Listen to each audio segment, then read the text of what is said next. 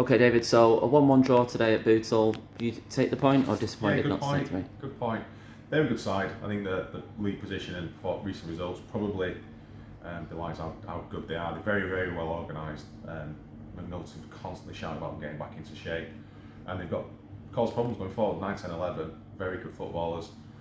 Cause you lots of problems. And we rode our luck in a bit in the first half. Thought we got away with a couple. Second half, thought we were better. Maybe could have taken 3, but overall, I think that'll be a good point. And one we may look back at the end of the season as a very good point.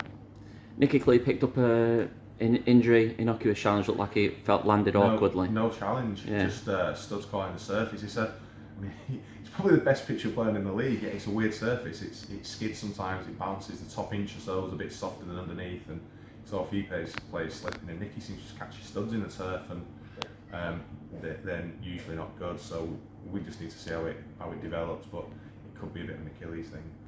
Not a bad substitution to bring on though, with Kane Hickman coming on for him. No, and we talked to Kane before the game. He said we just couldn't find a way to get him in today.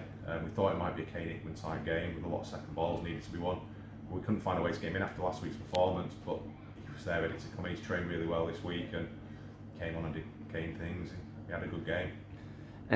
Like you said, first half was not the best first half in terms of our performance. Second half we picked up a lot, created some good chances.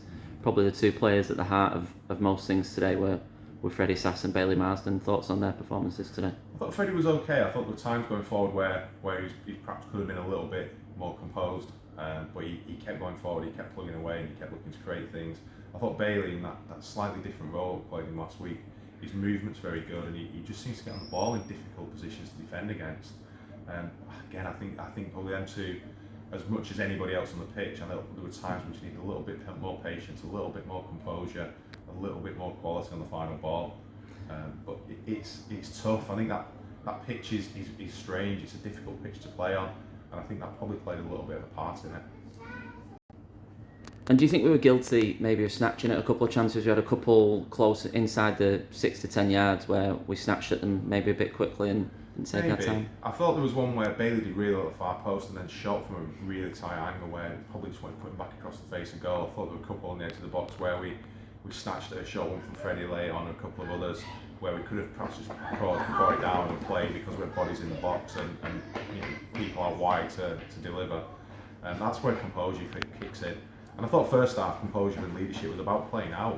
They weren't pressing us, and we had opportunity to play out, and we kept going long, and that meant they were winning headers. They were getting 15, 20 yards further up the pitch, and then that stopped us from playing out.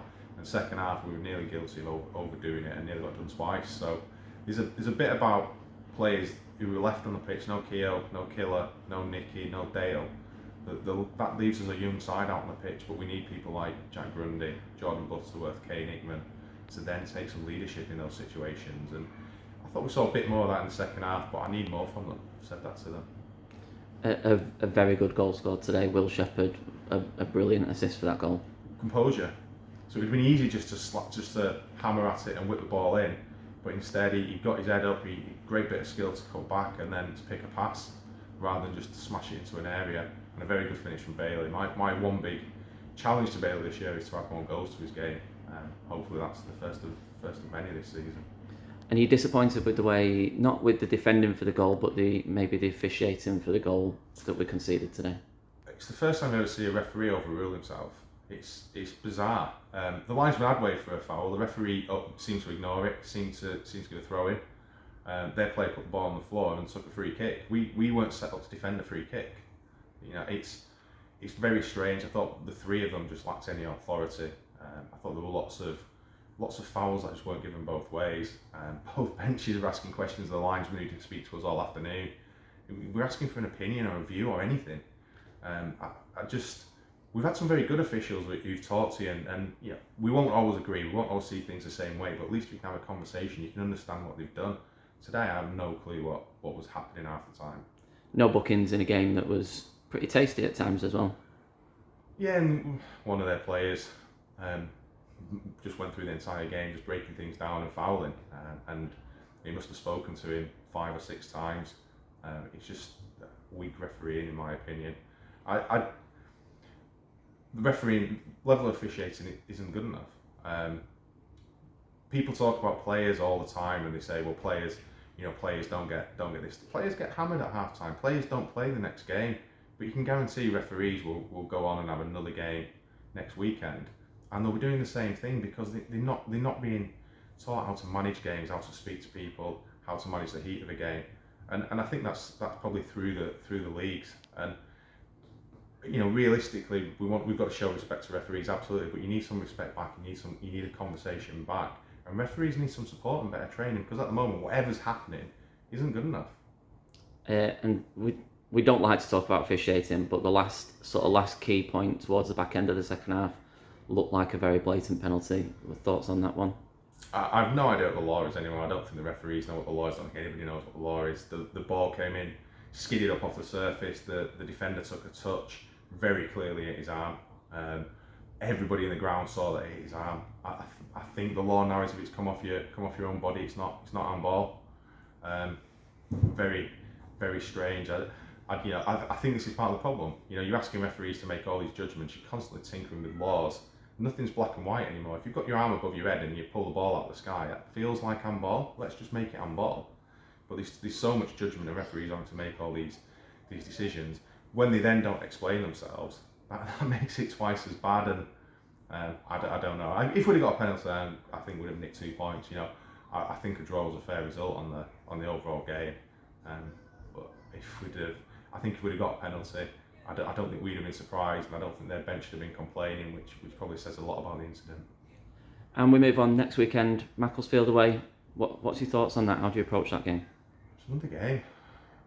I use this line a lot. It's 11 blokes against 11 blokes, and whatever they've done in the past in their careers, and we know we've got some very experienced footballers in the ranks. They're still playing the Northern Premier League West Division. They've got to prepare in the same way we've got to prepare. I'm not particularly going to change what I do. I'm very much going to try and play our game. It's a 3G, which I think will suit the way we want to play.